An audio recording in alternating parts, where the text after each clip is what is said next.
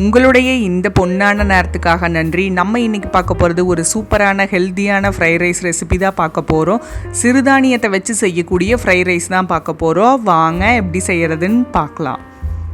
நம்ம வரகு, தெனை, குதிரவாளி எது வேணாலும் எடுத்துக்கலாம். ஆனால் அரை மணி நேரம் ஊற வச்சு 1 கப் அரிசிக்கு 3 கப் தண்ணி விட்டு குக்கரில் மூடி போட்டு 2 விசில் விட்டு இறக்கிக்கலாம்.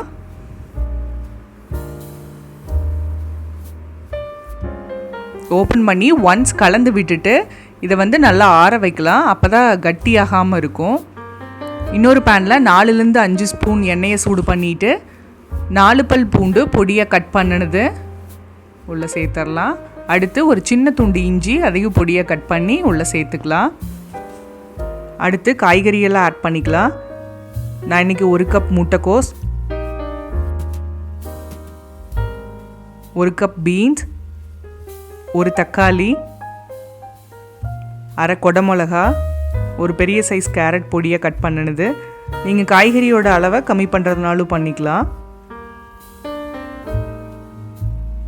நல்லா கலந்து விட்டுட்டே இருக்கலாம்.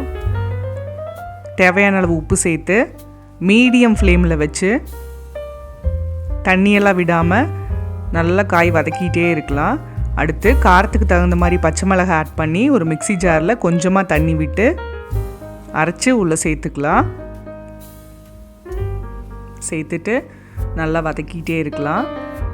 அடுத்து 2 ஸ்பூன் சோயா சாஸ் ஆட் பண்ணிக்கலாம். கலந்துட்டு கொஞ்சமாக பெப்பர் பவுடர் ஆட் பண்ணிக்கலாம். சேர்த்து இந்த காய்கறியெல்லாம் நல்லா வேகிற அளவுக்கு வதக்கிட்டு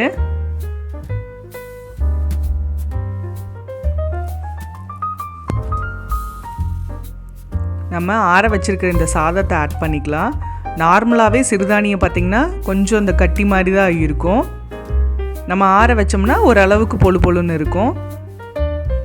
இப்போ பார்த்திங்கன்னா நம்மளோட சூப்பரான சிறுதானிய ஃப்ரைட் ரைஸ் ரெடி ஆயிடுச்சு. நீங்களும் வீட்டில் ட்ரை பண்ணி பாருங்கள்.